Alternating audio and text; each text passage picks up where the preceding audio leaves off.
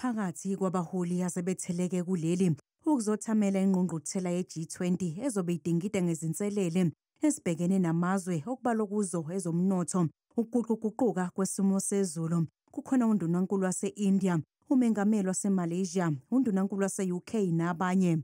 Lokhu kwenzeka nje izwe laseMelika lisamile ekudubeni lomhlangano we-G20, kodwa lizothumela isisebenzi sikahulumeni ukuzokwamukela izincomo zokudlulisela ezweni elizosingatha le ngqungquthela elandelayo nokuyiyo iMelika.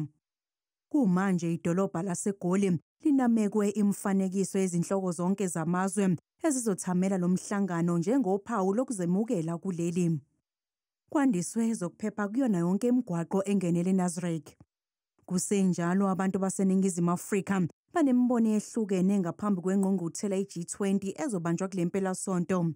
Abanye bathi le ngqungquthela ngeke ilethe uguquko olutheni, kodwa abanye banethemba lokuthi abaholi bazodingida ngodaba lokuntuleka kwamathuba omsebenzi nezinselele emkhakheni wezempilo. I don't think ikhona into ezochange mina lana.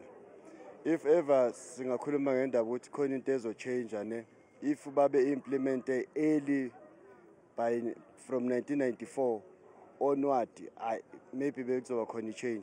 I-G20 izokwenza lokho ezokwenza, but then abantu abasafalayo abantu abaku-ground. The most people abasebenzi la South Africa.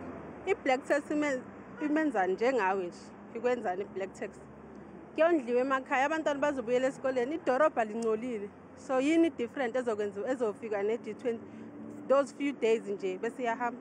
Ngiyacabanga ukuthi kuzoletha umehluko because as much as bavumelele ukuthi bahlangane babonisane kakhulukazi ngezomnotho wamazwe wonke, ngicabanga ukuthi izoletha intuthuko and izoletha i-difference. Le ngqungquthela izothatha nje izinsuku ezimbili kusuka kusasa kuze kube yisonto.